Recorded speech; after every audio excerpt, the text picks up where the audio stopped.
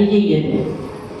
అవిశ్వాసం మనకు కార్యం చేయదు మన జీవితంలో. కాబట్టి మన జీవితంలో కార్యాలు చేయాలి, మన జీవితంలో ఆశీర్వదింపబడాలంటే ఎప్పటికప్పుడు వాక్యం అనే ఈ అర్థములో నీ సహజ ముఖమును నువ్వు చూసుకొని ఎప్పటికప్పుడు దేవుని సముఖమునందు క్షమాపణ పొందుకొని నువ్వు పరిశుద్ధుడవై, పరిశుద్ధురాలవై, పవిత్రురాలవై నువ్వు వాక్యము చేత కడగబడి నువ్వు ప్రార్థన చేసుకుంటే ఈ ప్రార్థన నీ కుటుంబానికి నీకును ఆశీర్వాదకరంగా ఉంటుంది. హల్లెలూయా. అలాంటి ప్రార్థన మీరు చేయడానికి ఇష్టపడండి. అలాంటి ప్రార్థన మీరు చేయండి. ప్రార్థనలో ఏముందన్న నేను అమ్మ చెప్పండి, ఏముంది? శక్తి ఉందని చెప్పిన 3 వారాలు అదే చెప్పిన. ప్రార్థనలో ఏముందన్న? శక్తి ఉంది.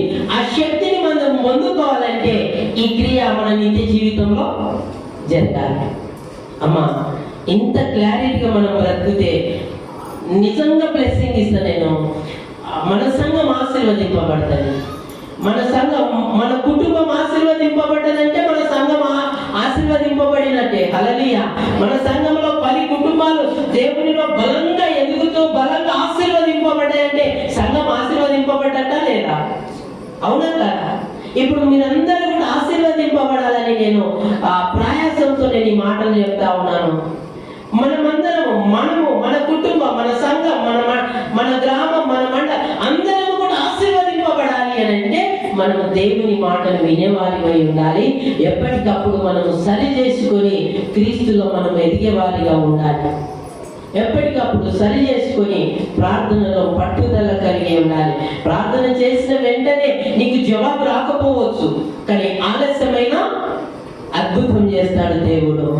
3 రాత్రులు 3 పగళ్ళు ఏడున్నాడు యోనా. మరి ప్రార్థన చేసిన వెంటనే తీసుకుని వచ్చి ఒట్టు మీద వేసిండా? ఎన్ని రోజుల నుంచి కంటిన్యూగా 3 పగళ్ళు 3 రాత్రులను రాయబడ్డది అక్కడ.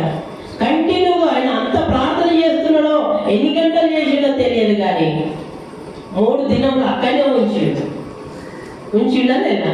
ఈరోజు మనం చేసే ప్రార్థన కూడా వెంబడే జవాబు రాకపోవచ్చు, కానీ ఆలస్యమైన దేవుడు అద్భుతం చేయక మానడు. కాబట్టి ఆ అద్భుతములు మన నిత్య జీవితంలో, మన కుటుంబంలో మనము వినియోగించుకోవాలంటే ఆయన యందు భయభక్తులు కలిగి మన ప్రవర్తనను సరి చేసుకొని దేవుని మాటకు మాత్రమే మనము లోబడి ఆ వాక్య ప్రకారమే మనము బ్రతికినట్లయితే, ఆ వాక్యంలో మనము సరి చేసుకున్నట్లయితే నిజంగా మీరు ఆశీర్వదింపబడిన వారే. కాబట్టి ఇలాంటి కృప చేత మీరు దీవించబడాలి, ఇలాంటి కృప చేత మీరు ఆశీర్వదింపబడాలని నేను జ్ఞాపకం చేసి మాటలను ముగిస్తా ఉన్నాను. ఈ మాటలు మీ నిత్య జీవితంలో దేవుడు